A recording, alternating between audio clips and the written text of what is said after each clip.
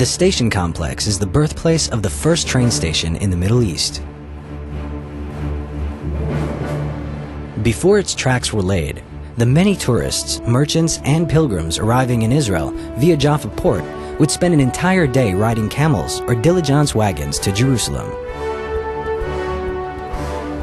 The idea for the train station was conceived by Sir Moses Montefiore as far back as 1856, but he was unable to fulfill his plans. As the years passed, in 1888, the Turkish Sultan Abd al-Hamid granted the exclusive right to a Jerusalem businessman named Yosef Navon to lay down train tracks between Jaffa and Jerusalem. Navon, facing financial difficulties, was forced to sell that right to a group of French investors. On September 26, 1892, the first train departs for Jerusalem, bearing the flag of the Ottoman Empire.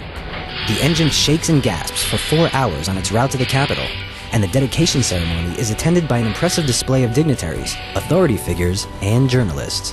Eliezer Ben Yehuda's daily newspaper dedicates a praising poem to the event titled "The Steam Engine on the Iron Track" and notes the difficulty in determining a Hebrew name for the steel steed.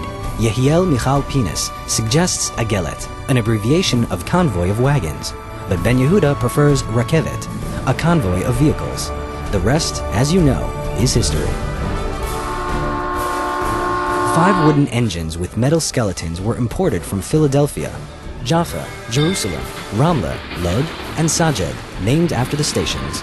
The line was very successful, and along with many Christian and Jewish pilgrims, luxurious cargo transfers, and vast quantities of mail, the train was also boarded by the German Emperor Wilhelm II and Theodor Herzl. The train contributed greatly to business prosperity in Israel and led to substantial improvements in the quality of life in Jerusalem and Jaffa. But World War I disrupted operations. The Jaffa-Jerusalem line was confiscated by the Turks in 1914 as enemy property, and the tracks between Jaffa and Lod were severed in 1915. The tracks between Jaffa and Jerusalem were cut off. In 1918, the British, Israel's new rulers, established a narrow track exclusively for merchandise between Jaffa and Lod. In October 1920, a new division was established in the British Mandate government, Palestine Iron Tracks. The High Commissioner, Herbert Samuel, inaugurated the reconstructed Jaffa-Jerusalem Railway while conducting the train engine into Jaffa Station. In the 1920s and 30s, the train was one of the country's most conspicuous enterprises and expanded north to Haifa. Its cars moved cargo for the establishment of the Shemen and Nesher factories, as well as the power station in Naharaim. It employed the highest number of workers, consisting of over 3,800 employees. In 1902, the Wieland family established itself in the station complex after immigrating to Israel as a part of the German Templar movement. Hugo Wieland, his second wife Maria, and their 10 children lived in a villa until the First World War. The main entrance, which served as the house's guest room, was the most impressive location in the house. The Wieland family understood the potential of a factory situated near the station complex and established a construction factory beside the villa. In 1909, the factory was granted the largest and most extravagant construction project in the country at the time, raising the roof of Augusta Victoria Church and the hospital adjacent to it. This project was responsible for the Wieland's family's distinguished reputation. In 1916, naval bombardments damaged buildings associated with the Turkish government, and the factory's western wall was damaged. Following the British conquest of Jaffa in 1917, the Templars and the Wieland family departed for Egypt. The factory was reclaimed by 2 Jewish residents of Tel Aviv, Joseph Kondriansky and Max Podlichuk. In 1922, the Templars were allowed to return. With the death of Hugo Wieland following a difficult illness, his eldest son Karl reactivated the factory with his brother Rudolf. The factory was renamed the Wieland Brothers Factory for Concrete Products.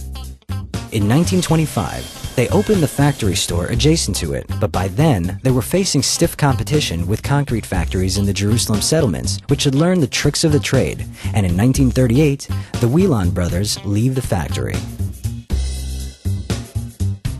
During World War II, the country became a rear base for the British Army, and an industry was developed in order to supply the needs of the war effort. the train focused on maintaining supply lines for the Allied forces. Between 1946 and 1948, the train station was caught at the center of the conflict between the Arabs of Jaffa and the Jews of Tel Aviv. Even before the establishment of the State of Israel, the terminal stood still. With the rise of the Israeli Defense Forces, the station complex became a military base. The station was abandoned in the 1980s, and its buildings were neglected. אחרי מספר שנים, אני כן בכל זאת מכיר את ההיסטוריה של ארץ ישראל, שאלתי איפה התחנה. כשנכנסתי פנימה, התברר לי איזה אוצר מצוי בידינו, ומשם נולד החלום שהיום מתגשם, ונפתח את התחנה לשימוש הציבור הרחב. Within the area of 6.5 acres, there are 20 different structures reflecting various architecture styles. One can find structures influenced by the Ottoman period, the Templar settlement, the British Mandate, military structures constructed by the IDF, as well as modern architecture. All of these buildings had been deserted until the turn of the century. המטרה היא לשמר את ההיסטוריה, להתייחס להיסטוריה ולהחזיר את המקום לחיים במציאות המודרנית. In 2004, the Tel Aviv municipality began restoring the Jaffa train station complex. The complex was to be converted to a cultural and entertainment center with the help of the Ezra and Bitzaron Housing Company and the investment of private entrepreneurs. On March 18, 2010, the train station was reopened and is once again full of life.